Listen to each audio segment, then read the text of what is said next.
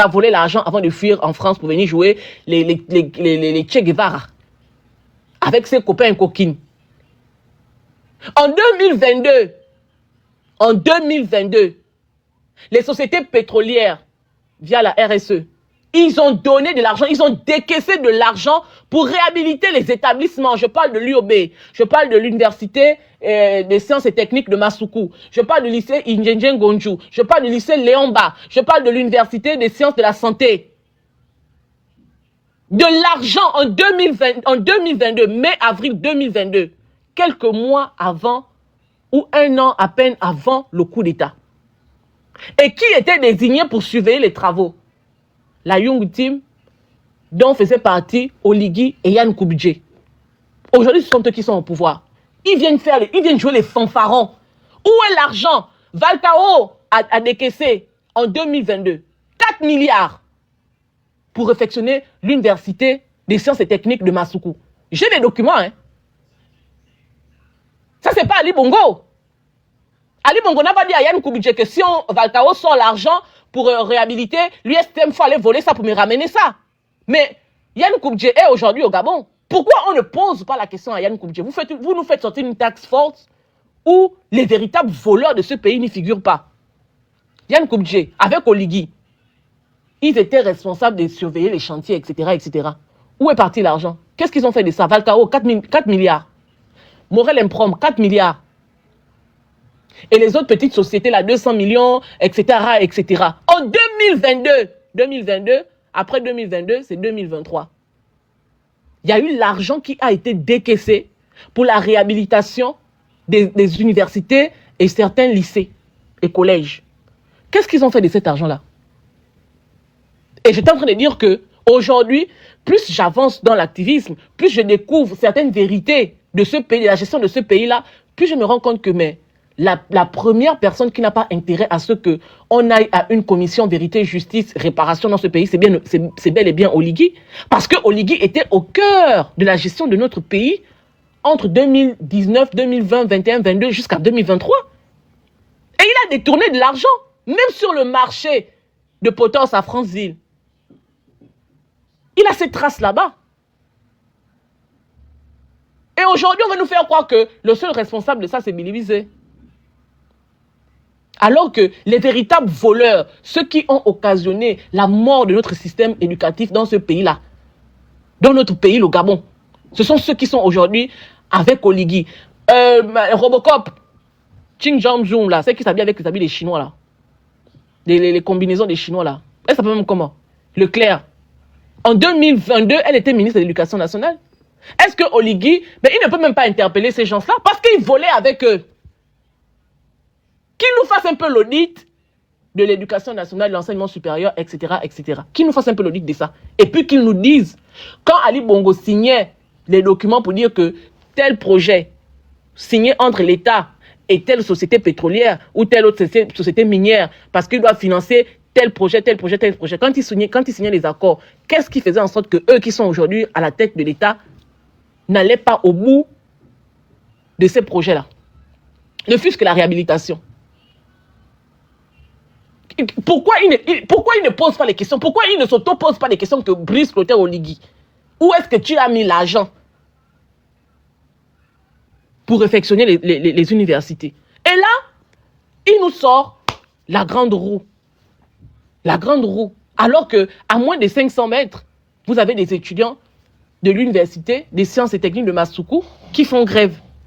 Parce que on est arrivé à la rentrée scolaire, les gars n'ont pas de bourse. Ils n'ont pas d'eau, ils n'ont pas d'électricité, ils n'ont pas d'enseignants. Ils n'ont absolument rien, aucune condition réunie pour permettre, des meilleures conditions d'apprentissage. Rien. Ce qui intéresse Oligui, c'est de tourner les roues. Il est dedans assis, on dirait le villageois qui pense être un président villageois. J'ai jamais vu ça. Aucune classe, aucun charisme. Il est là-dedans assis. Et puis il regarde à gauche, à droite pour voir si la SG va couper le courant et puis va tomber de là-bas pour mourir une bonne fois, pour libérer véritablement le Gabon là.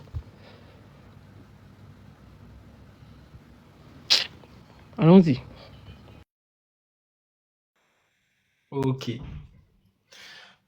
Bonjour à toutes et à tous. Je suis un peu déçu que le grand Thibaut Adjati soit parti parce que je suis monté aussi pour insister afin qu'il nous dise réellement, lui qui connaît le monsieur, si ce dernier a réellement un parcours académique. Parce que j'insiste sur ça, vu que le diable se cache dans les détails. Dès l'arrivée de ce monsieur, ça tombe bien les revenus. Dès l'arrivée de ce monsieur, dès sa première apparition, dès qu'il a ouvert la bouche, j'ai senti le truc. J'ai dit non, ce monsieur, ce n'est pas quelqu'un qui est très fut-fut. Mais si c'est un patriote, ok, on verra bien. Mais dès le moment où j'ai vu l'entourage, j'ai dit non, c'est impossible. On ne peut pas parler de transition au Gabon en protégeant les principaux responsables de la faillite du pays. C'est impossible. Voilà pourquoi moi j'insiste sur le fait que la première étape de la libération du Gabon, c'est la dissolution immédiate et irrévocable du PDG. Première étape, c'est ça. S'il n'y a pas ça, pour moi, tout le reste est faux. Tout le reste est faux. Par rapport à cette histoire d'université au Gabon, là, moi, je reviens toujours sur ça quand je parle de ça, parce que c'est très important. Il y a beaucoup de Gabonais qui ne savent pas que dans la forme, on a beaucoup d'universités, on a plusieurs universités, mais dans le fond, il n'en est rien. Le Gabon a une seule université dans le fond. Ça s'appelle l'Université nationale du Gabon. Tapez ça sur Google, vous verrez. C'est où c'est? À la base, non, laisse-moi venir. À la base, nous n'avons qu'une seule université, c'est l'Université nationale du Gabon. C'est l'enceinte de l'UOB là. Dans les années 70, dans sa mégalomanie, Bongo a changé le nom. Il a enlevé, même à l'époque quand j'étais à l'UOB, parce que j'ai quitté l'UOB en 2015-2016. Quand on entrait à la bibliothèque universitaire, sur le côté, il y avait encore la pancarte UNG, donc Université nationale du Gabon. C'est ça le vrai nom de cette enceinte. C'est dans les années 70 que Bongo, dans sa mégalomanie, il a changé le nom de UNG à Université Omar Bongo. Déjà même un sacré, parce que pour moi, on ne peut pas mélanger université avec Omar Bongo. C'est un oxymore. C'est une oxymore plutôt. C'est comme si tu vas dire un intelligent idiot. C'est impossible. Donc, ok, il faut d'abord revenir à ça. Parce que c'est la base même du problème. Tout est faux, Gabon, depuis le départ. Tout est faux.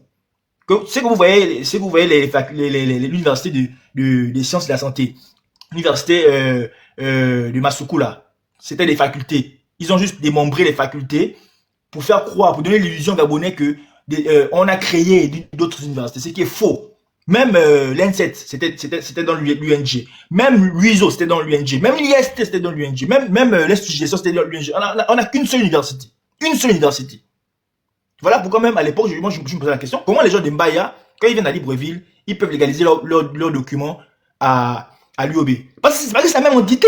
C'est la même entité. Et j'ai même un prof, quand j'étais en licence 3, qui nous avait dit ça bien, que c'est la vérité. Dans les faits, on n'a qu'une seule université, c'est l'UNG, l'Université nationale du Gabon. Que du faux, que du faux. Que du faux. Et en vrai, même le site qui était réservé pour l'UNG, c'était même pas là où vous voyez là, c'était à la démocratie. Là, c'est un enseignant qui nous avait dit ça aussi. C'était à la démocratie. Et quand il se passe, comme ces gens sont tellement des sorciers, ils ont imaginé un plan machiavélique où on avait la brasserie, parce qu'à l'époque, on dit ensemble Sobaga était là, hein. Donc on a l'ancienne Sobaga, on a l'UOB et on a la prison. Et c'est sur le même côté, hein. C'est pas le fruit du hasard, hein. Suivez-moi ce que je dis.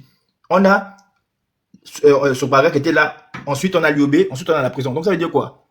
Chers étudiants, soulevez-vous la gueule, faites grève, mais après vous irez en prison. En fait, c'est tellement lunaire. Voilà le Gabon. Voilà le Gabon.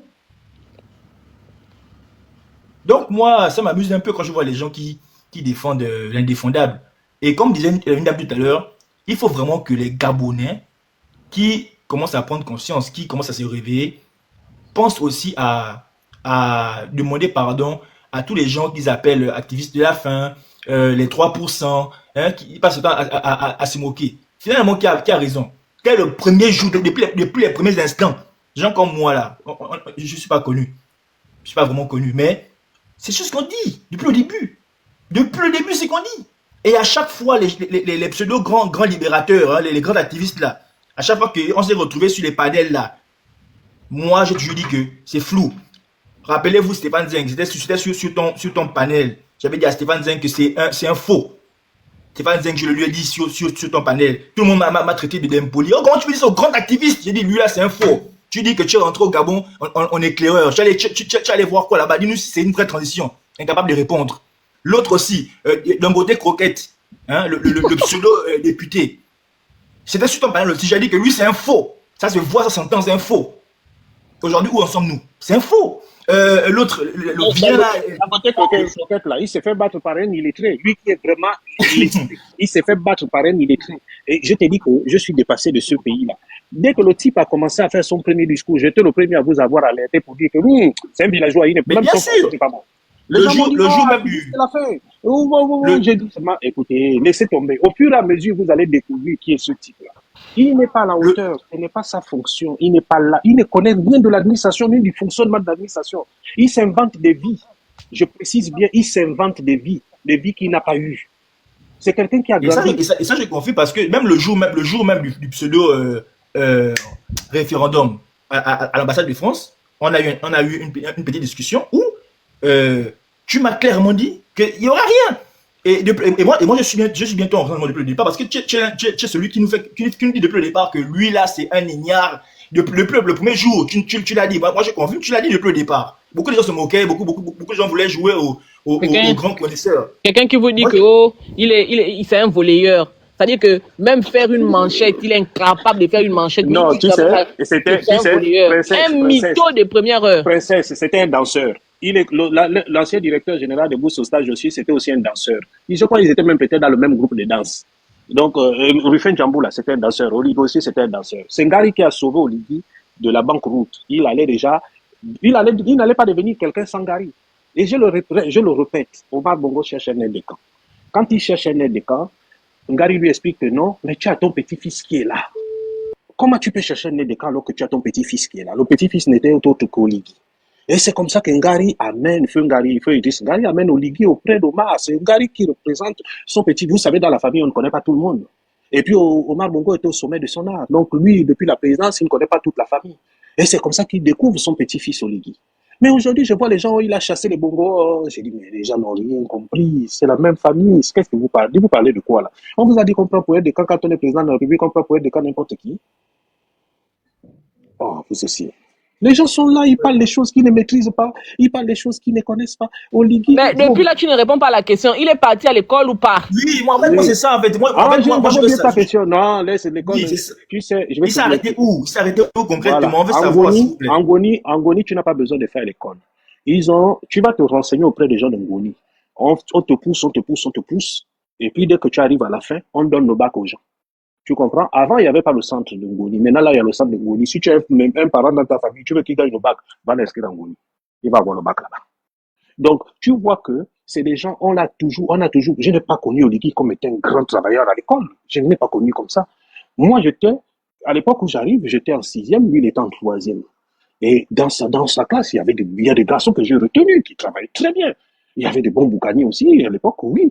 Et quand aujourd'hui, on me dit d'abord, on me dit il a 50 ans, j'ai bien envie de voir cet acte de naissance-là. Donc, bref. Ensuite, on vient, on me dit, non, il a eu le bac. Je dis, non, mais c'est pas possible. C'est un bac qu'on a donné.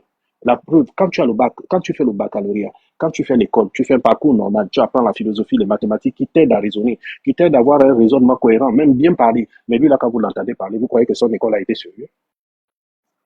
Vous croyez que son école a été sérieuse? Même conjuguer un verbe, quelqu'un qui va venir à son âge, il a dit pendant la campagne que non, il aimait lire. À son âge, comment? Quelqu'un qui aime lire vient vous parler de belles vitrines. Un raisonnement, mais il vient, ouais, les Gabonais m'ont dit, et je ne sais pas ce qu'ils ont avec Dubaï. Ali Bongo est venu, le Gabon va ressembler à Dubaï. Lui aussi, il vient, je peux faire comme Dubaï. Dubaï, vous a fait quoi? Chacun vient faire rêver, ou bien ils ont vu que les Gabonais rêvaient de Dubaï ou quoi. Non, en fait, il ne parle pas du social, il ne parle pas des routes, des hôpitaux, des écoles, il ne parle pas de ça. Je vais vous faire des immeubles comme à Dubaï. Mais donc, les gens vont manger là-dedans, ils vont dormir là-dedans, ils vont faire leurs besoins primaires là-dedans. La vie chère, on va résoudre ça avec les immeubles. Mais regardez même comment quelqu'un raisonne. Vous comprenez même que, mais non, mais c'est pas normal. Ça, c'est quel raisonnement, ça? Ils m'ont demandé des immeubles, comme si la vie des Gabonais s'est résumée en immeubles, quoi. C'est dans les immeubles là qu'on va tout avoir, qu'on va résoudre tous nos problèmes. Et les immeubles là, je tiens à vous le dire, c'est pas le Gabon, c'est pas l'État gabonais qui les construit, c'est des privés qui les construisent. Est-ce qu'il était en Mbaya? Quel Mbaya? On te donne le bac. C'est pour ça qu'il n'a pas tenu en Mbaya. Il a fait quoi? Il a fait 1 ou 2 mois. Alors qu'il était quand même là-bas. Mais c'est de là-bas où on le pêche pour... Donc il a pris le Zapi. Parce que moi, j'ai dit que Oligui n'est jamais arrivé en Baya. Il s'est arrêté à Bungu. Il ne prend pas Zapi, il habite en Ngoni. Il s'est arrêté à Bungu Badouma. Non, princesse, à l'époque, il y avait un bus qu'on appelait Air Ngoni. Donc, il a pris Air Ngoni pour arriver en Baya. Oh là là. Non, mais il ne faut pas rigoler, le pays est en train de sombrer. Et ça me fait mal, je te dis, ça me fait mal. Ok. Ça me fait mal. Il y a Eli Raz. Je voulais chuter avant que le grand ne prenne la parole, je voulais chuter. Ok, vas-y. Voilà, en fait, je vais terminer sur ceci. Hein. Attends, là-bas, excuse-moi un peu. Il y a quelqu'un qui me poursuit partout là. Je suis sur Facebook, oh, tu viens, tu écris. Je suis sur TikTok, oh, tu viens, tu écris. Ko, c'est Dramé. Dramé, toi, c'est qui? Parce que ça devient comme si un peu c'était de l'harcèlement. Je vais te faire monter sur le live et puis tu vas me dire un peu qui tu es. Parce que partout là où je passe. Ça allait parler de ça en off tous. Non. Je vais le faire monter. Papa, monte. Lasco, monte, s'il te plaît. Tu vas juste pour m'expliquer qui tu es. Parce que quand tu dis Dramé comme ça, là, il y a beaucoup de gens qui s'appellent Dramé. Oh là là là là là là, mon patron, bonjour. Ah, bonjour. C'est qui? Vous allez bien? C'est Dramé, c'était des blancs. C'est comme tu m'as oublié, Nelly. Je te dis Dramé. Quand tu es en France, tu m'as oublié. Hein? Je salue tout le monde d'abord. Salut, Dramé. C'est mon patron. C'est mon patron. Je pense à toi. Je t'ai Bonjour, le beau-frère. Bon, maintenant, raconte. Attends, là-bas. Oui. Nelly, c'est Dramé. J'étais dans les cités blancs à Gabon, mais je suis malien. Je suis en France à ce moment-là. C'est ça que je t'ai écrit la dernière fois. Là. Je t'ai expliqué comment tu ne peux pas comprendre. C'est vrai. Tu as raison, mais c'est Dramé. Tu ne te rappelles pas de Dramé? Mais Dramé, tu travaillais où? Ou bien tu étais où? Voilà, exactement. J'ai travaillé dans les cités de blancs. Nelly, avec les Sindji. Tu connais Sindji quand même? Cindy? Oui, les parents de ton mari. Ah, d'accord. Oh, ça Voilà. Ça va. D'accord. Mais donc, c'est comment on appelle ça? Vers. Comment tu appelles ça? Rouget là-bas. Rouget. Ouais, exact, ouais, c'est Ah, d'accord, ok, d'accord. C'était toi le gardien. Ouais, c'est ça, c'est Dramé, oui. Ah, d'accord, ok. D'accord, ok, j'ai compris. Je suis en France actuellement. Je suis là depuis quelques mois. Ok, d'accord. Je vais t'écrire après. Ok, non, il n'y a pas de souci. Merci beaucoup tout le monde. Ok. Courage. Ok, merci. Ok, let's go. Je termine sur ça. En fait, avant le pseudo-coup d'État, j'avais une définition type du Gabon. Pour moi, le Gabon, c'était le pays des travaux bâclés, de la surfacturation, des éléphants blancs, du paranormal et du fait divers par excellence, où le milliard est l'unité de mesure de détournement. Quand il y a eu le pseudo coup d'État, je me suis dit, peut-être que je vais revoir un peu mes positions. Mais en avançant, je me rends compte que le kilomètre de béton au Gabon coûterait 900 millions, environ 1 milliard. Donc en réalité, rien n'a changé. Et tant que les Gabonais se laisseront distraire par des discours démagogiques et populistes et par des discours dangereux qui tendent vers le tribalisme ou la xénophobie, on ne va faire que tourner en rond et c'est vraiment dommage. Très dommage. Parce qu'à chaque fois que les gens viennent de créer une affaire dans l'affaire pour nous distraire. Voilà, je vais m'arrêter là. Merci. Le pays là, vous n'êtes pas encore au bout de vos surprises. Et je le dis tous les jours, le pire est à venir. Vous m'entendez?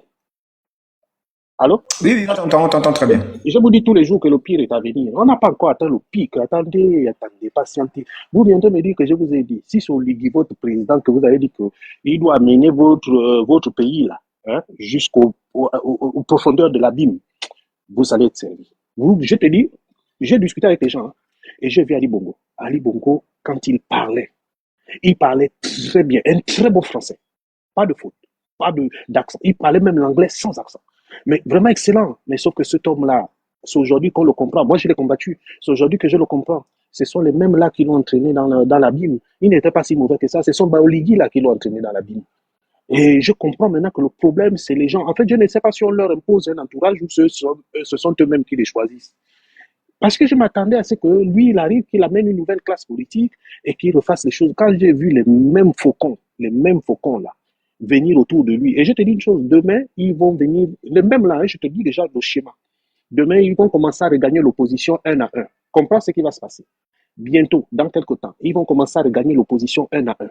Ils vont commencer à venir faire les coalitions un à un. C'est ça le cycle au Gabon. Hein? C'est-à-dire, il y a un nouveau régime, il y a un nouveau président, tous courent vers lui. Ils occupent même les postes ministériels, les postes. Ensuite, ils vont commencer, quand ils vont sentir que ça commence à pourrir, ça sent mauvais, déjà, je te donne une information. Ils sont en train de s'acheter des villas à l'extérieur parce qu'ils ont déjà peur. Tous se sont en train de s'acheter des villas à l'extérieur. Et la deuxième étape, c'est qu'ils vont commencer à regagner l'opposition. Pour venir faire ce qu'ils savent faire, vous trompez. Parce que quand ils viennent dans l'opposition comme ça, ouais, ils sont neufs, ils sont... Allez, vous tous, vous retombez dedans. Et on repart au combat. Et on rechasse, les mêmes partent occuper les postes. On recommence le même cycle. Ils font la même chose. Et on revient. C'est l'éternel recommencement.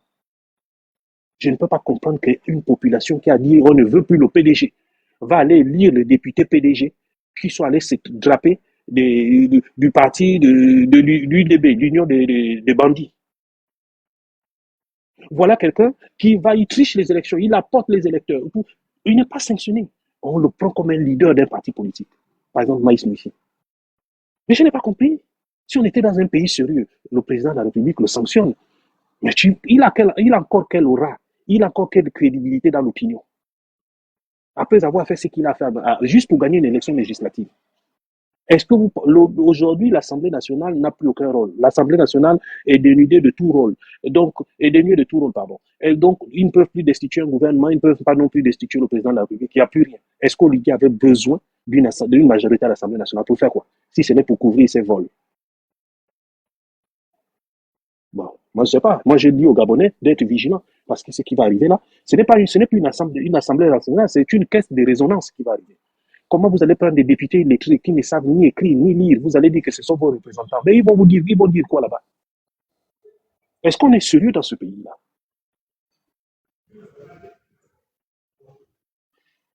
Ok. Bon, on va écouter Eli Raz. Monsieur Eli, votre micro. Oui, bonjour à tous. Bonjour. Allez-y. Bonjour princesse, bonjour grand Adiatis. Je viens tout simplement apporter encore une petite contribution par rapport à ce que vous avez dit et à ce que nous on vit ici au pays.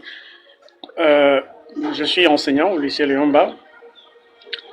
Et comme c'est un complexe, vous allez vous rendre compte que au CS Léomba, depuis 3 ans que je suis arrivé, il n'y a pas de photocopieuse. Elle est tout le temps réparée par un réparateur qui vient de façon intermittente. Et dans ce même CS Léomba, il n'y a pas de rame de papier. Sur près de 36 classes par jour, vous avez droit à 3 rames de papier. Et parfois des activités, donc vous comprenez bien que les activités pédagogiques ne peuvent pas se dérouler dans de bonnes conditions lorsque vous n'avez que 3 rames de papier pour 36 salles de classe. Ça, je ne parle pas seulement du CS Léomba, je parle également du lycée Léomba, mais au lycée là-bas, le problème ne semble pas tellement se poser parce que je crois que ça fonctionne de façon un peu indépendante. Donc vous avez des problèmes comme ça, vous avez des tableaux qui ne fonctionnent plus, des tableaux qui sont presque déchirés. Vous voyez, depuis la construction de cet établissement, un collège qui n'a pas de direction, c'est-à-dire que la direction a été construite dans un laboratoire. Donc tout ce qui était à la charge de ce CS Léomba avait détourné l'argent. Parce que le bâtiment qui devait abriter l'administration donc avait été, disons, détourné par ces mêmes gens. Le plateau sportif n'a jamais été construit. Alors, je vous parle du CS Léomba 1. Donc, voilà un peu les problèmes que nous avons. Nous avons des enfants qui sont dans les établissements primaires, qui n'ont pas d'eau, qui n'ont pas de vestiaire. Je vous dis qu'ils n'ont pas de vestiaire là, à la gendarmerie, que vous connaissez bien du Gros Bouquet. Ces établissements primaires du Gros Bouquet 3, ça n'a pas de vestiaire. Ils n'ont pas d'eau. Et les enfants vivent dans des conditions très, très, très exécrables. Ils vont faire leurs besoins derrière l'établissement. Et ça, je vous dis, ce sont les maîtresses qui nous le disent. Les enfants, quand il faut cabiner, ils vont derrière l'établissement. C'est pas possible. Et les parents, les chefs d'établissement sont obligés de nous demander d'apporter par semaine 5 litres ou 10 litres d'eau pour les aider à parfois prendre soin des enfants lorsqu'ils ont fait des selles ou bien lorsqu'ils sont dans des situations un peu plus difficiles. Donc on demande d'apporter. Mais vous trouvez les 5 litres d'eau là où c'est? Dans nos maisons, lorsque l'eau vient de façon intermittente aussi, parce que ça vient parfois 3 jours par semaine, 2 jours par semaine, et nous prenons ces 5 litres d'eau dans nos maisons et nous les apportons à l'établissement.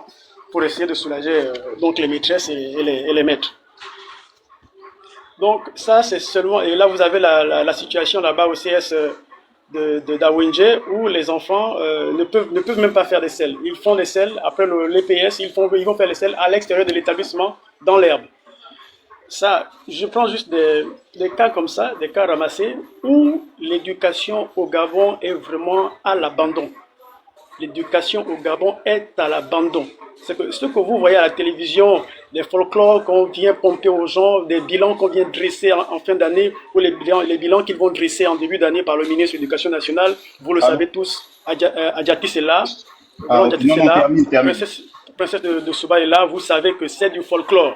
Mais ce que nous vivons ici, c'est effectivement la réalité. Monsieur Liraz, moi j'ai quand même une préoccupation. Vous savez, dans ce pays, s'il y a bien une corporation qui a fait avancer les minima sociaux au Gabon, c'est votre corporation, celle des enseignants. Et d'ailleurs, on a des martyrs qu'on ne trouve rarement que dans cette corporation-là. Je ne veux pas évoquer Martine Oulabou. Sauf que vous nous dites ce que vous nous dites là, vous nous dépeignez tout ce que vous nous dépeignez. Moi, je me souviens qu'il y a quelques mois en arrière, on a vu le ministre de l'Éducation nationale appeler des enseignants à aller, rendre hommage au président de la République durant son anniversaire. Les gens se mettent en rang, des pères de famille, et on n'a entendu personne nous sortir alors que vous travaillez dans ces conditions-là. Moi, j'aimerais savoir où se trouve la logique. Mon ami, les enseignants d'avant qui étaient prêts, pardon, je finis par là. Les enseignants d'avant qui étaient des personnes résilientes, qui étaient prêts à dire non quand le non s'imposait, aujourd'hui tout le monde est phagocyté. On ne comprend plus rien en fait. Qu'est-ce qui se passe alors que vous-même vous faites le constat que vous faites, mais qu'aujourd'hui, même chez vous, tout est plat. Personne ne dit mot. Qu'est-ce qui peut expliquer cette situation-là? Attends mon frère, 2 secondes. Mon ami, faut pas mélanger les choses. Il y a des gens qui subissent des situations, mais peut-être pour X ou Y raison, donc on ignore, tu comprends? Lui seul, il ne peut pas sortir pour dire que non, ne faites pas ça. Tu comprends? Il connaît les sanctions, il a une famille. Est-ce que tu comprends, mon cher? Celui qui vient. C'est ça que je parle de la corporation, je n'individualise pas. Voilà, il y a des choses. C'est pas pour autant ils emmagasinent leur colère. Le moment venu, ça va sortir. T'inquiète pas. Ils sont pas obligés de sortir à l'instant T. Et puis quand Carmélie a fait ça, c'était pas plus les enseignants. Il ne faut pas mélanger. Il n'y avait pas plus de 100. Il n'y avait même pas 50. D'accord. Donc, il ne faut pas mélanger. Voilà, il faut le laisser. Il nous dépeint une situation que nous, on ne connaissait pas. Moi, je connaissais seulement les slogans. Moi, je me suis dit, mais tout est bien, ça marche bien. Mais là, je découvre une situation que je ne connaissais pas. Et là, je vais l'approfondir. Merci. Voilà pourquoi je voulais effectivement que tu sois là pour que tu essaies d'écouter ce que j'ai à dire. Ce qui se passe, c'est que par rapport à la préoccupation du frère, c'est que, comme déjà, je crois que Thibaut a répondu, nous avons des poches, nous avons des enseignants, nous avons des individualités qui sont à bout. Mais il faut vraiment qu'on s'organise. Comme je l'avais déjà dit ici, j'étais monté 1 fois ou 2 fois dans le live de Thibaut et parfois, je crois, 1 ou 2 fois dans le live de Princesse. Je dis que moi, je ne me cache pas, j'ai mon compte TikTok, c'est mon nom Iliraz Ngonda Moambi. Vous allez sur Facebook, je suis abonné à vos pages, c'est toujours mon nom. Et donc, je le dis, je suis professeur d'anglais au complexe scolaire Léomba. Et ce que je dis, ce sont des choses qu'on peut vérifier, c'est vérifiable. Et actuellement, je passe souvent en tant que consultant à TV+. Ce sont des choses qu'on peut vérifier. Et donc, nous nous organisons. Mais le problème, c'est que tous ceux qui ont pris en otage nos syndicats sont à chaque fois, comme disait tout à l'heure le frère, phagocytés. Donc, chaque fois qu'ils se lèvent pour commencer à annoncer un mouvement de grève ou pour préparer une manifestation de grève, ils sont tout de suite appelés par Madame le ministre et je ne sais quoi, je ne sais qu'est-ce qui se raconte là-bas la nuit et vous attendez le matin, le mouvement a été dissous. Et depuis qu'ils sont arrivés, depuis la transition et depuis qu'on est sorti de la transition, c'est le même jeu qui se joue avec les responsables syndicaux. Donc ceux qui sont aujourd'hui à la tête des syndicats de l'éducation nationale, ils sont tous, je crois qu'ils ont été tous corrompus. Et ça, c'est le mot qu'il faut dire. Ils ont été tous corrompus parce que chaque fois qu'ils ont annoncé un préavis de grève ou un mouvement de grève, ils sont tout de suite appelés par Madame le ministre qui va les rencontrer. Et parfois, et pas parfois, leur rencontre se passe le très souvent la nuit. Parce que les rapports qui nous viennent et même les images qu'on a, c'est que leurs rencontres se font souvent la nuit, 18h, 19h, 20h. On ne sait pas qu'est-ce qui se raconte. Et le lendemain matin, le mouvement n'y est plus. Voici ce qui se passe depuis qu'ils sont arrivés. Et d'ailleurs, vous le savez, lorsque monsieur a parlé tout à l'heure de la rencontre qu'ils ont eue au stade où les enseignants était censé célébrer la journée nationale de l'enseignant, mais ça a été la journée nationale des militaires, où ils sont allés décorer certains militaires et décorer quelques responsables de l'éducation nationale. Vous voyez, ça, ce sont, et parmi ces décorations, il y avait les responsables, certains responsables syndicaux qui avaient été choisis pour être décorés. Alors que parmi nous, il y a des gens qui ont 10 ans, qui ont 20 ans, qui ont 30 ans, et bientôt qui vont à la retraite, mais qui ne savent pas ce qu'on appelle une décoration au niveau de l'éducation nationale. Tout ça, ces responsables syndicaux n'en parlent pas, ils n'en parlent plus. Le problème, c'est qu'ils ont maintenant une machine qui est devant eux, qui est prête à tout pour les corrompre. Mais le problème que nous avons, c'est que nous n'avons plus des personnes coriaces telles que lui, Patrick Mombo, qui étaient incorruptibles. Le problème, c'est ça. On n'a plus des leaders syndicaux qui peuvent aller face à eux pour dire non, si telle revendication, si telle condition n'est pas satisfaite, on ne peut pas continuer à discuter avec vous. On n'a plus ce type de leaders syndicaux. La plupart des leaders syndicaux que nous avons, ce sont, comme je peux le dire tout simplement, des opportunistes.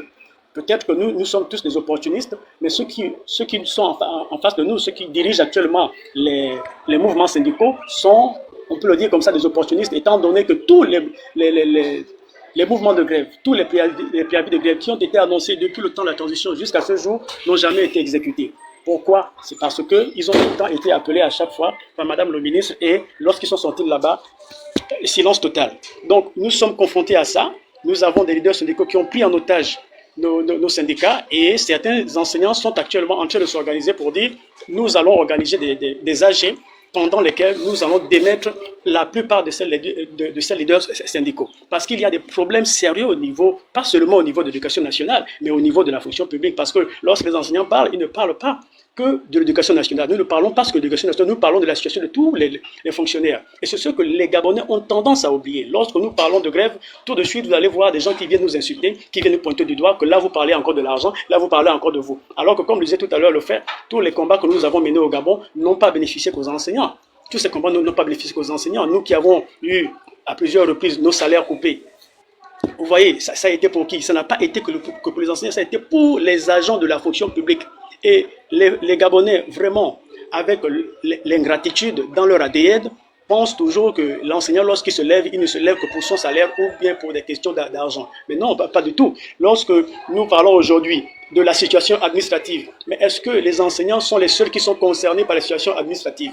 Lorsque nous parlons aujourd'hui de la question des rappels, lorsque nous parlons aujourd'hui des questions de conditions de travail, nous ne parlons pas seulement que des conditions de travail au niveau de l'éducation nationale. Lorsque nous parlons aujourd'hui des logements sociaux, des logements des Gabonais, nous ne parlons pas seulement que des logements des enseignants, alors que, en parlant de logement, les enseignants ne sont jamais pris en compte. Quand on parle des conditions même de vie, les enseignants ne sont jamais pris en compte.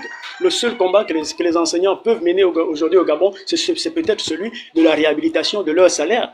Parmi nous, il y a des gens qui sont depuis 15 ans stagiaires. Qui sont 15 ans stagiaires, c'est-à-dire qui ne sont qu'au premier salaire lorsqu'ils ont commencé le travail. Ça fait 15 ans qu'ils ont ce premier salaire-là.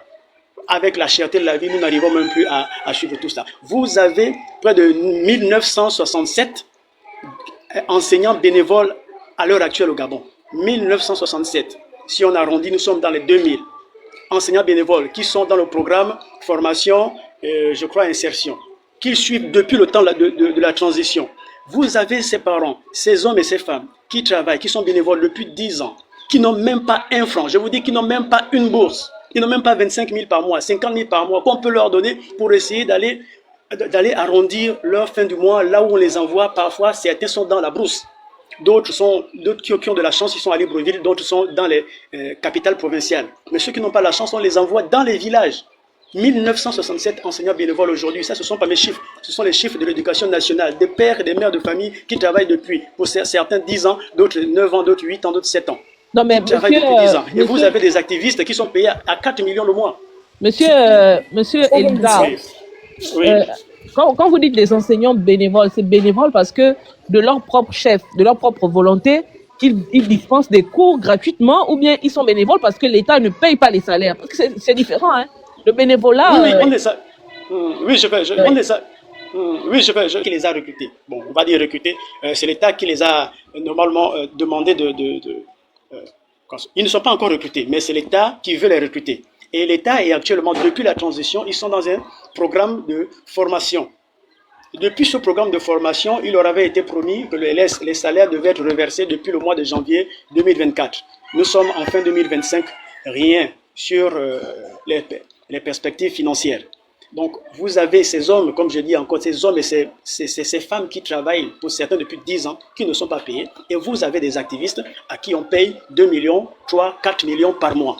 Vous voyez, quand je parle de ces enseignants bénévoles, ce sont des enseignants qui sont reconnus par l'éducation nationale comme étant des bénévoles, mais qui doivent payer, qui doivent être payés.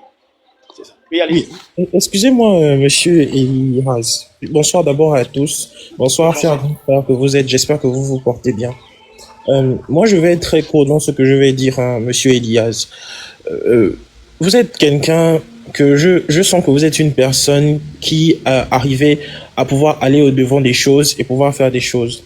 En fait, aujourd'hui, la situation du Gabon, c'est que bientôt, on va se retrouver dans une crise d'austérité. C'est-à-dire, à cause de tout ce que le gouvernement est en train de faire, même vous les enseignants, quand ça va bien vous impacter, je pense que là, c'est là où il y aura un renversement. Le véritable souci est que, là, par exemple, vous venez d'énoncer quelque chose. Hein. Ces gens connaissent les réalités de ce qu'on vit. Ces gens connaissent que vous, les enseignants, vous subissez ça. Mais vous voyez que ce sont les mêmes qui vont toujours après venir vous solliciter pour aller faire des cérémoniales par rapport à l'anniversaire d'une personne quelconque et tout. Aujourd'hui, on est dans un Gabon où, même là où vous, monsieur Eliraz, vous êtes en train de parler, ces gens sont en train de vous entendre. Et eux, en fait, ce sont des gens qui n'ont pas la raison. Ils ne savent même pas que le Gabonais n'a pas besoin de beaucoup de choses. Le Gabonais a juste besoin de En fait, vous avez évoqué tellement de choses. Les coupures d'eau, par exemple, par rapport à l'eau que vous n'avez pas dans les établissements. Vous pensez que les business des touks, des gens qui fournissent 10 000 de touks par semaine là, dans les quartiers de Libreville, ce sont eux-mêmes qui gèrent les business derrière cela. Si aujourd'hui, vous, en tant que Gabonais, monsieur Eliraz, vous n'avez pas d'eau dans vos foyers, c'est à cause de ces gens. Parce qu'ils savent que c'est un business qui est déjà là, c'est une mafia qui est déjà là. Les business des touks là, c'est eux-mêmes qui gèrent ça. L'électricité, c'est eux-mêmes qui gèrent ça.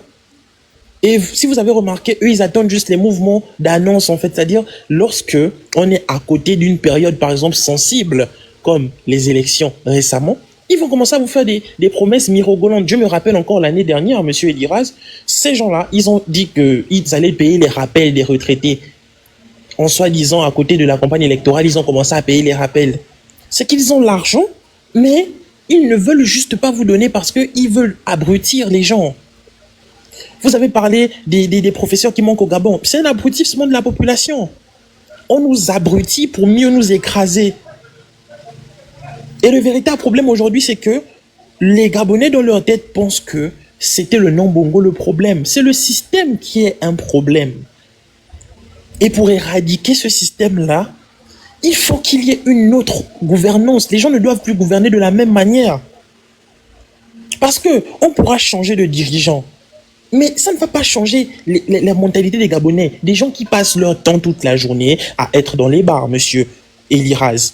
Des gens qui passent toute la journée à aller boire.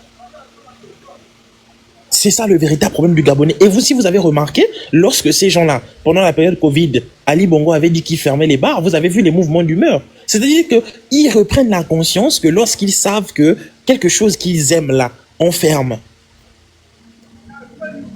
Il faudrait que lors d'une nouvelle gouvernance au Gabon, tous ces bars-là, on ferme même, on régularise ça. Il ne doit pas y avoir beaucoup de bars. Les pays des autres réfléchissent parce que les bars sont fermés. Mais on a une population qui ne réfléchit pas. On essaye de faire taire les intelligences. On essaye de faire taire les gens qui veulent faire changer le pays. Même si aujourd'hui, monsieur Eliraz, on est des étudiants, on veut changer les choses pour notre pays, mais on se rend bien compte que même si on rentre même changer les choses là, moi je vous dis une vérité, et ce n'est même pas parce que voilà, moi je vous dis, hein, monsieur Eliraz, même si un jour il m'arrivait de rentrer par exemple dans ces histoires de gouvernement, je n'apporterai rien de bon. Il faille que je puisse vous le dire. Moi, je n'apporterai même rien de bon, même si je rentrais dedans ces histoires de gouvernement, parce que quoi, je sais déjà que je vais me compromettre. Et lorsqu'on ne veut pas se compromettre, on ne rentre pas à l'intérieur. votre combat, monsieur Eliras, est très louable. Vous êtes quelqu'un, ça se voit que vous voulez vous battre pour l'éducation au Gabon. Parce Attends, que mon petit, attends d'abord. Toi, tu voulais prendre la motion, c'était pour faire quoi? Ah, la grande. En tout cas, je voulais juste dire ce que je pensais, en fait. Mais il a dit ce qu'il pensait, il n'a rien dit de méchant. Non, mais je ne dis pas qu'il a dit quelque chose de méchant parce que il fait un déroulé qui n'a pratiquement rien à voir avec ce que monsieur. Non, je comprends Moi, la j'avais une grande. motion en rapport avec ce que monsieur dit. Je comprends la grande princesse. Désolé, hein, désolé vraiment si j'ai déroulé beaucoup de choses, mais c'est juste en fait que ce sont des choses en fait qui me tiennent à cœur en fait. Ce sont des choses qui me font beaucoup parler. Désolé, En vraiment. tout, non, moi je te comprends. Hein. Nous-mêmes, là, tu nous vois beaucoup bavarder là, c'est parce que nous sommes dépassés aussi. Hein. Maintenant, Oui, en fait, le problème que, excuse-moi, le problème que nous, les individualités comme nous nous posons, c'est que comment faire? Comment s'organiser? Parce que pour s'organiser, il faut avoir des volontés. Il faut des volontés qui s'organisent sur le plan juridique. Il faut mettre en place, d'accord, des organisations telles que, je ne veux pas peut-être heurter vos sensibilités, telles que M. Sfumboula à l'époque s'était organisé. Il faut organiser un mouvement, une ONG qui sera mis en place pour essayer de revendiquer, mais de façon légale. De façon légale et de façon téméraire. Papa, au moment Alors, où nous sommes là, non. à la période où nous sommes là, les ONG, les organisations, tout ça, c'est des longueurs. Ce qu'il nous faut au Gabon, c'est une jeunesse telle que celle de Madagascar. C'est ce qu'il nous faut au Gabon. On a trop parlementé. Moi, ce que j'ai dit, c'est voilà pourquoi les lives se font de plus en plus rares. Parce que nous, on attend que chacun... Il y a un bruit. Nous, on attend que chacun soit en face de sa réalité, que chacun se dise que non, là, c'est quand même trop, il faut que ça s'arrête. Parce que c'est quand on va atteindre ce niveau-là que les gens vont sortir pour dire que Oligui dégage. Les trucs, vous avez dit, Oligui a pris en otage tous ceux qui pouvaient avoir un discours je sais pas, d'opposants. Les opposants d'hier sont où? Les Paulette Missambo, déjà que eux, déjà, de base, c'est pas des opposants. Hein. Déjà, je ne sais même pas si on a eu des opposants au Gabon. Des gens qui étaient avec Omar, par frustration, qui sont entrés dans l'opposition pour revendiquer des choses. Et aujourd'hui, on comprend réellement qu'en réalité, ce qu'ils refusaient, ce qu'ils combattaient, c'était le fait que Ali Bongo ne voulait pas s'associer à eux ou bien ne voulait pas travailler avec eux. Il faut aujourd'hui au Gabon qu'une génération de véritables opposants se lève. On veut aujourd'hui des révolutionnaires qui ont dit que Oligui et le PDG c'est bonnet blanc, blanc, bonnet. Et qui prennent à bras le corps cette cause-là pour dire que désormais, comme à Madagascar ou au Népal, nous on va dans la rue, on va dégager ces gens-là. C'est ça. C'est là où nous on s'en va. Hein. Nous, les trucs des organisations, les syndicalistes là, tous des vendus. Vous venez de citer par exemple Geoffroy Fumboula. Mais qui aurait cru un jour que Fumboula devait se retrouver comme le rentemplant qu'il pense être aujourd'hui? Je le dis parce que c'est la vérité. Moi, j'avais cru. Les opposants du Gabon, je n'ai jamais cru un seul opposant depuis le Gabon. Jamais. Au fait, pendant que nous y sommes, tu as les nouvelles d'Albert Ondossa? Non, pardon. Ah, ok. Non, c'est simplement que je voulais dire aux frères, ce que tu dis est louable. Les enfants qui vont chier dans la brousse, dans la forêt, ils sont nombreux. Tu comprends au Gabon? Et les enfants n'ont même pas les sanitaires, ne serait-ce que les sanitaires, ils n'en ont pas. Ils vont faire leurs besoins dans la nature, sans eau, sans rien. Tu vois? Et ce qui fait qu'aujourd'hui, les gens commencent à crier. Ils se disent, mais comment cela se fait? Mais on apprend. Au fur et à mesure, on apprend. On va remonter toute cette frustration à la population. Parce que eux, leur problème, c'est quoi? C'est plaire à l'Élysée. Leur problème, c'est plaire à l'Élysée. C'est ça le problème de Oligui, c'est plaire à l'Élysée. Montrer qu'il est l'homme de la situation, qu'il dirige bien le Gabon, que l'Élysée voit ça depuis ici, parce que c'est l'Élysée qui l'a placé. Il s'en fout que les enfants aillent faire les besoins. D'abord, lui-même, il accompagne ses enfants dans les écoles françaises. Les Edunga applaudissent. En tout cas, monsieur Mwanga n'a pas parlé depuis, hein? Oui, laisse-moi. Oui, juste oui, allez-y, chuter, hein? Ok. Juste pour chuter. Et, bon, en parlant même de Geoffroy, je crois qu'ils l'ont pris en sandwich parce que c'était une façon de vouloir l'humilier. Tous les PDGistes se sont remontés contre lui au niveau du deuxième siège pour le faire tomber parce qu'il fallait effectivement l'humilier. Et voilà, il n'a que ce qu'il mérite parce qu'il a certainement voulu jouer au franc jeu et puis bon, ça lui est retombé dessus. Ça, c'est un peu pour ce qui concerne Geoffroy. Maintenant, excuse-moi, je vais juste te dire une chose. Tous ceux qui sont partis avec Oligui vont subir une humiliation.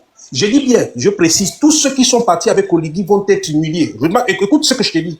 Parce que le problème, c'est quoi? C'est qu'on les a attaqués quand on était ici. Eux, ils se disent, venez. Vous venez, ils vous appâtent et ils commencent à vous humilier pour vous montrer que vous ne valez rien. Tous ceux qui sont là, tu les vois, autant qu'ils sont, ils seront tous humiliés. Sauf qu'ils n'ont pas compris ça. C'est les gens, ils avaient besoin de petits postes, de tout ça. On arrive, on t'habitue à l'argent. On t'habitue, on te donne un poste, on t'habitue à l'argent. Et puis tout d'un coup, on coupe ça. Et tu vas voir que demain, ils vont se moquer de nous. Ce n'est pas un cas isolé. Ils sont nombreux comme ça pour subir ça. Et c'est là que nous avons réalisé qu'effectivement, c'est toujours le PDG. Parce que tous se sont ligués contre lui. Les Loisondo, le monsieur Pierre Oyiba, tous sont venus au deuxième siège pour battre campagne contre lui parce que les consignes qui avaient été données, c'est qu'il fallait faire tomber tout ce qui était, soi-disant, dans la société civile, donc tous les activistes, il fallait vraiment les faire tomber pour ne laisser à l'Assemblée nationale que des PDGistes. Comme nous l'avons aujourd'hui dans l'UDB, le PDG, ce sont les mêmes gars qui sont revenus là. Donc, les consignes qui ont été données, c'est qu'il fallait vraiment éliminer tous les indépendants, éliminer tous les autres et ne laisser que les PDGistes. Donc, avec tous quelques partis qui gravitent autour du pouvoir, qui pouvaient avoir 1 ou 2 députés, comme c'est le cas actuellement. Donc voilà, c'est la réalité aujourd'hui, elle est celle-là. C'est que c'est le même système qui est arrivé au pouvoir et leur mission était d'éliminer et d'écarter tous ceux qui n'avaient jamais été au PDG et qui ont lutté contre le PDG.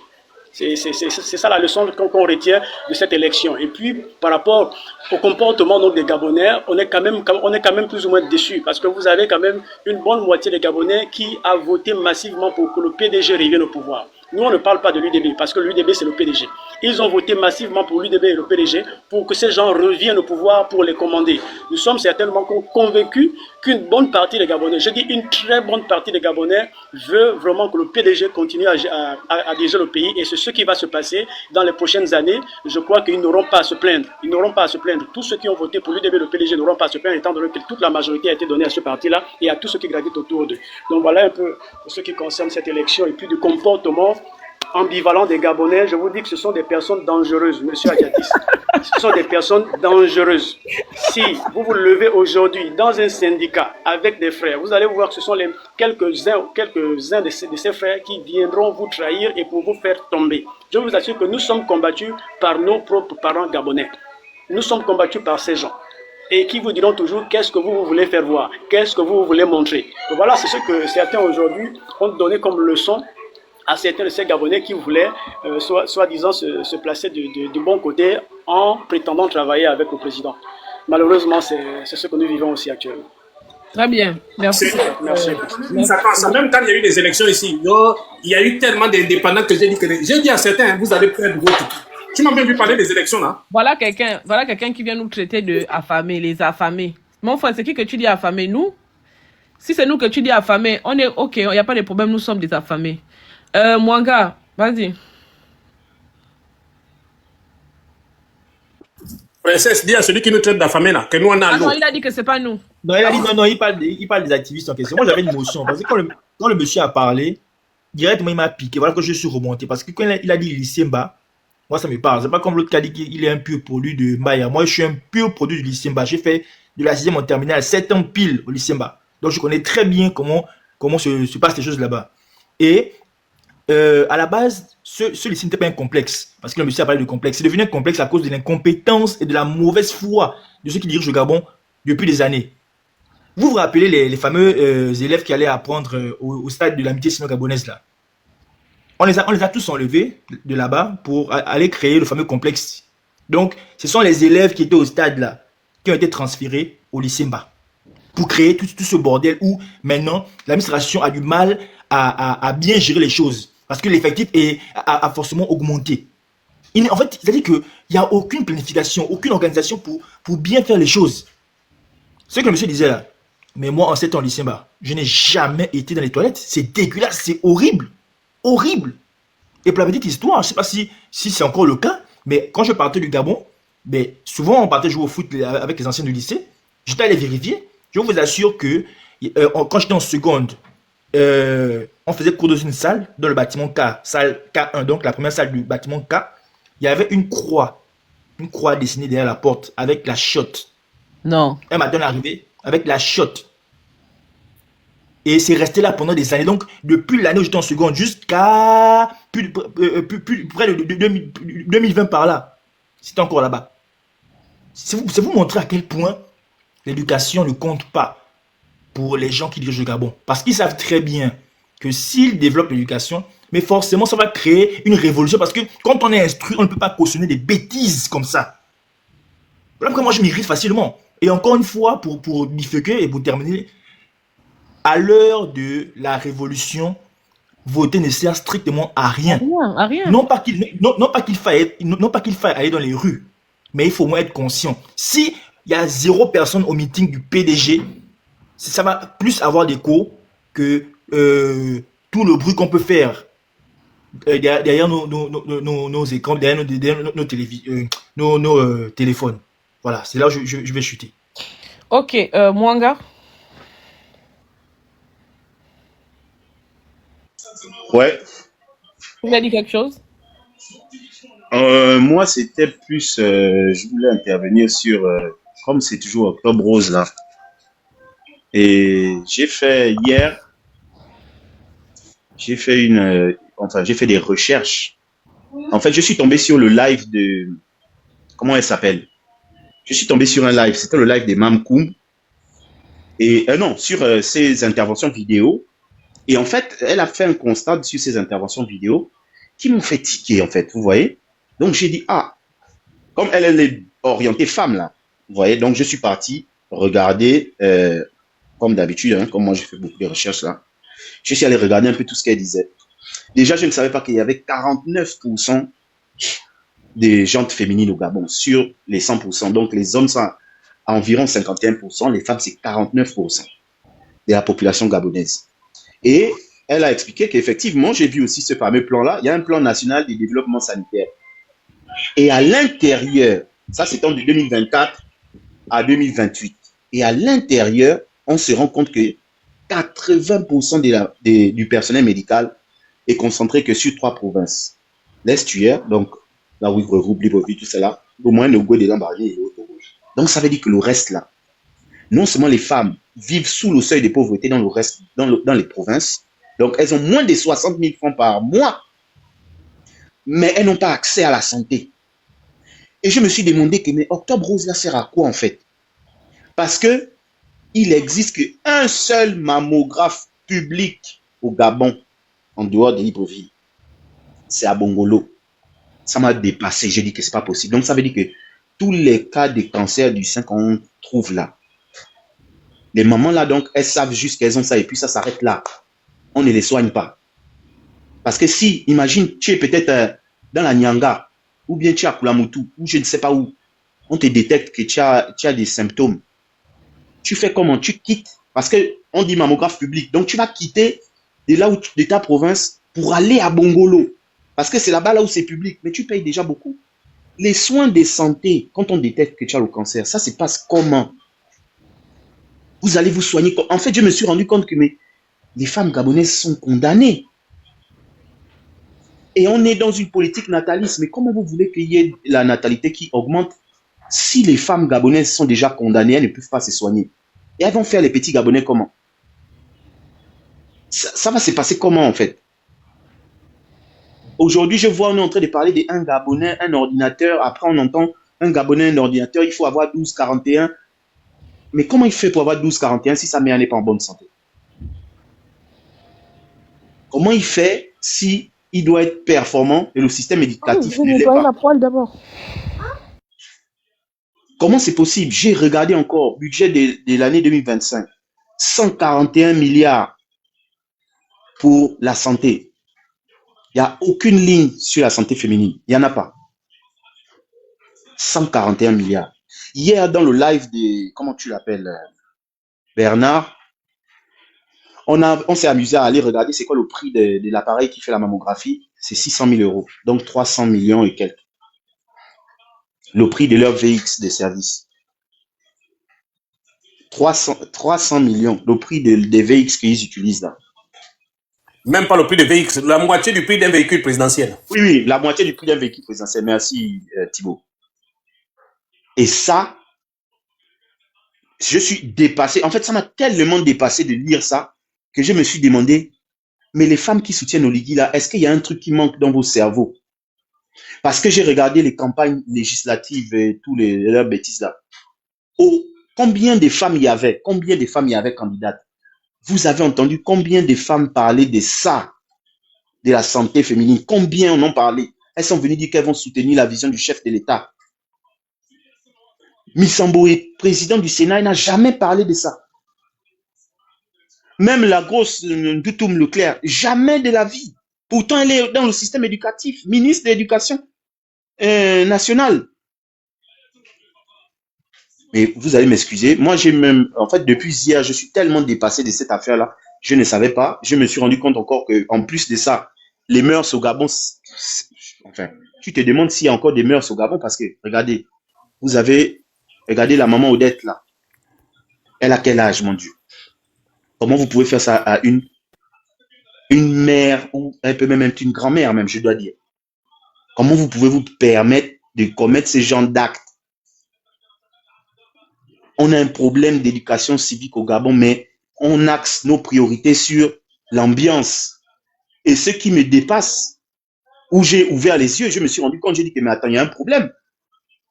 C'est que les femmes elles encouragent ça, en fait.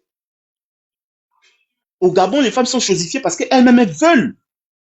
Je n'ai pas vu les femmes se révolter de ça. Je n'ai vu aucune femme, aucune. Les Bahares Kenge, tous les gens qui étaient candidats là. Qui a parlé de la santé féminine là-bas? Qui? Vous êtes tenté de parler de la politique du chef de l'État. Mais ça va vous sauver la vie comment? Il y a même une autre maladie, endométriose, je ne sais pas quoi là, qui ronge les ovaires ou les machins, qui empêchent les femmes de faire les enfants. Pareil, on te dit que par an, on trouve carrément 126 cas. Mamma mia. Mais je comprends pourquoi donc il n'y a pas les enfants. Pourquoi, en fait, c'est pourquoi on ne fait pas les enfants au Gabon. Mais les femmes ne sont pas suivies.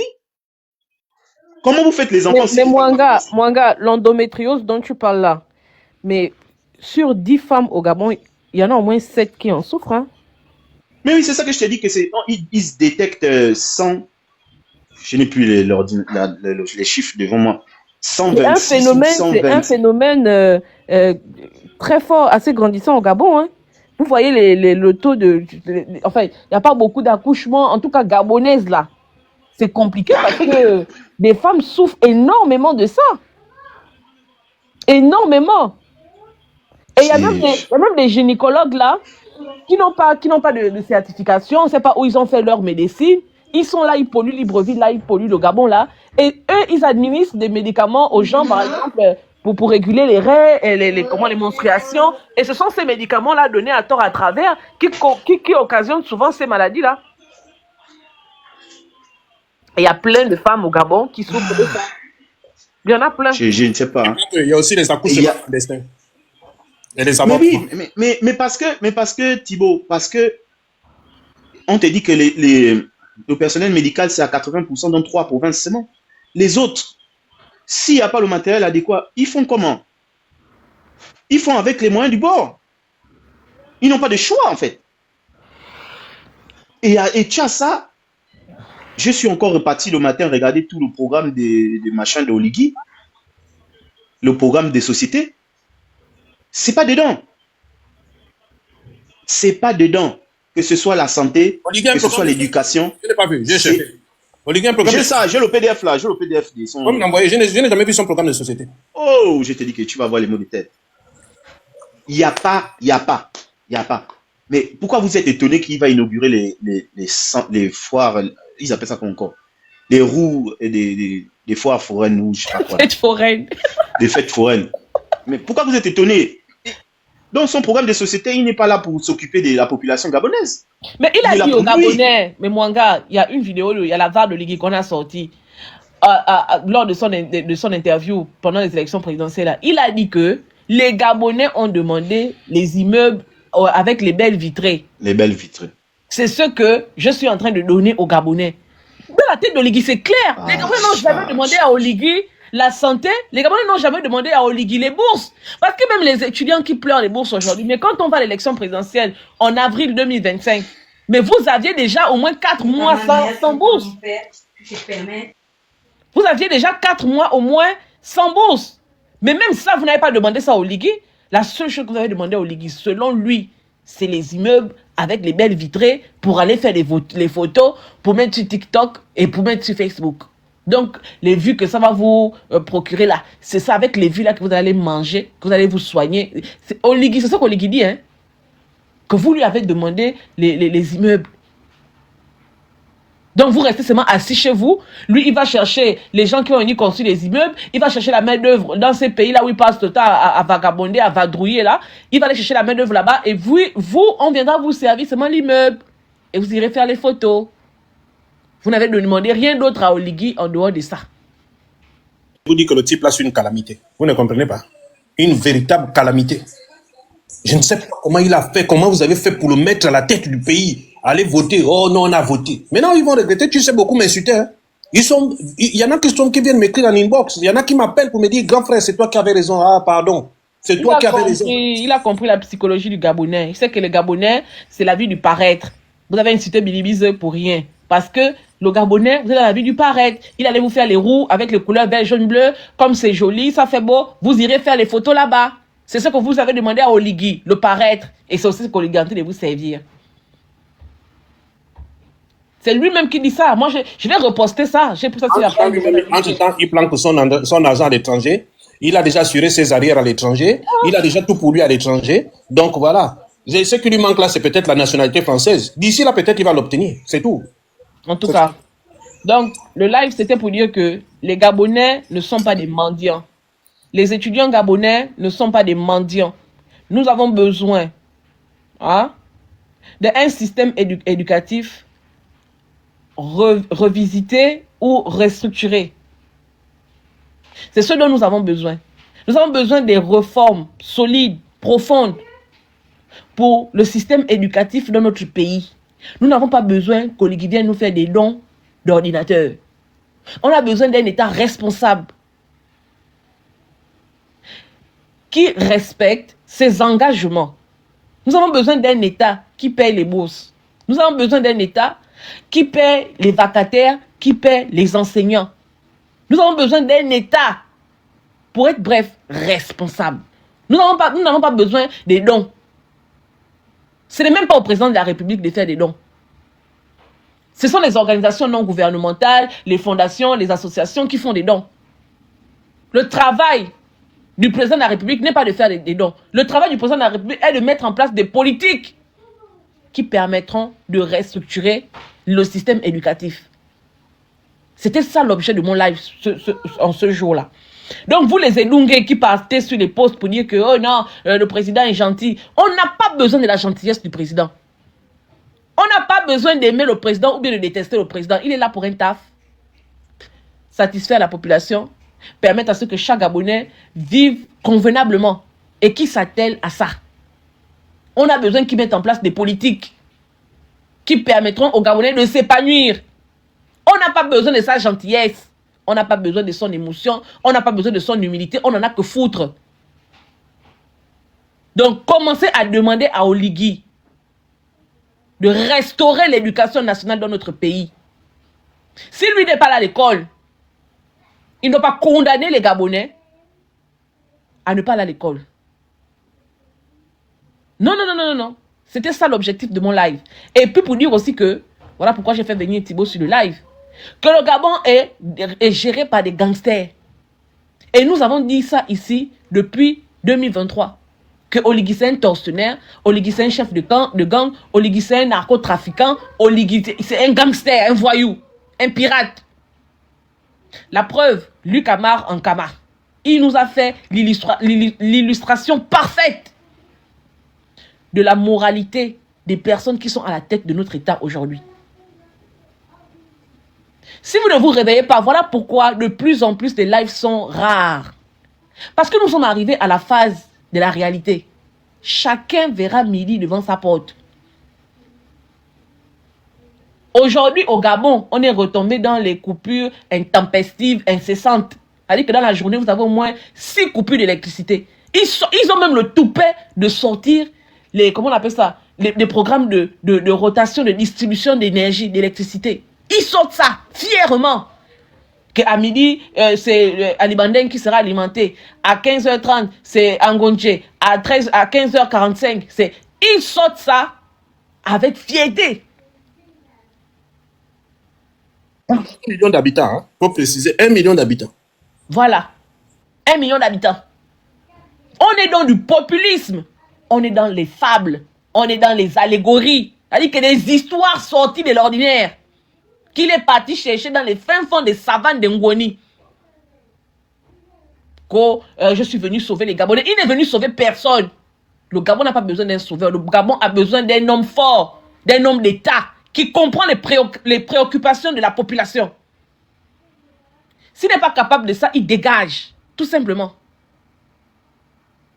On va continuer à guetter ce qu'ils font. Nous, on est là, on attend les gros poissons. C'est-à-dire que venir dire qu'il n'y a pas l'eau, il n'y a pas... On a dit ça depuis 2023, vous nous avez insultés. Maintenant, comme je vois beaucoup là, ça commence à polluer là les réseaux là. Beaucoup de Gabonais qui sortent pour dire que oh, le Gabon, on n'a pas l'eau, on n'a pas l'électricité. Nous, on a fait ça depuis 2023. Si vous n'en avez pas été conscient et que c'est maintenant que vous vous réveillez, nous, on est éveillés depuis. C'est-à-dire que nous, on a vu le lever du soleil depuis. Chez nous, non, le soleil est bien au zénith. Si c'est maintenant seulement que l'aurore arrive chez vous, vous allez faire l'énonciation de l'eau, de l'électricité, etc., etc.